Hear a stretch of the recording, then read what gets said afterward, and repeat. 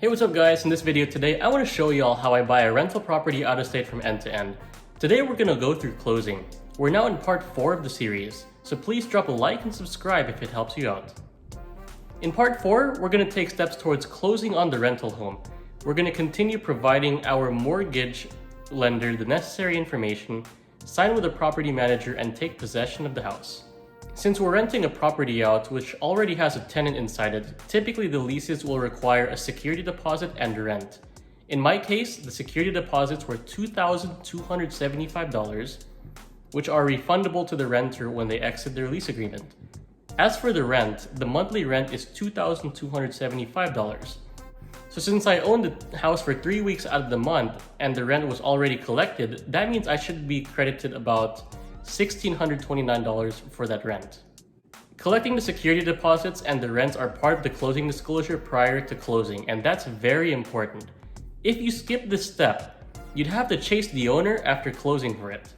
So if you read the closing disclosure, look for the specific line items for the security deposits and the rent. If those line items are not there, contact the title company and the realtor to discuss this and make sure that these amounts are written out in the closing disclosure. Now, if a realtor tells you that you cannot get these amounts until after closing, there may be a chance that you might never get them back. That means you may lose a portion of the rent that you're supposed to get for the month where you own the house, and you'd have to come out of pocket for the security deposit's full amount if the tenant leaves. In my case, that would have been a loss of $3,904 if those things were not written into the closing disclosure. So with that sorted out, consider whether any bills have to be transferred into your name. This includes the HOA, the water, and the electricity bills. So given the nature of the contract, I was required to put the water and electricity bills in my name, which of course are things that I calculated into my cash flow. If you're unsure about these, ask the seller and the realtor about which utility companies were being used and if it's part of the contract before making all of your calls. With the list of companies in hand, I just contacted those entities to set up an account with automatic payments onto my credit card.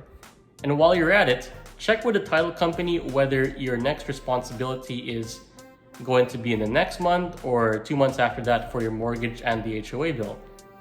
For me, I found out that my mortgage payment was due in 2 months after closing, and my HOA payment was due in 3 months after closing.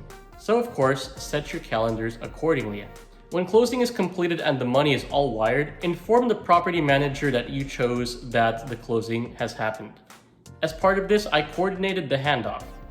I had my realtor get the keys from the seller and hand them to the property manager. From there, I completed the property information worksheet, logged into the owner's portal, and set up the AutoPay into my bank account. So if you've been following along for the 4 parts of these series, I'm hoping that by now you own a rental property and have turned it over to the property management going forward. Congratulations for those that have made it this far into the process. So there you go guys, I've touched upon the continuation of the closing process and the handoff to the property management company. So part 4 is done. And if you're interested, I'm going to make a part 5 of this series which covers how exactly I handle the taxes on a rental property. Let me know down below in the comments if you think I should make that part. If you've made it this far guys, thank you so much for following along in this series. I hope that it's helped at least some of you guys along here. It's been quite the process and with all the research, so I hope that you guys have all learned at least something from it. Other than that, I hope to see y'all in the next video. Goodbye.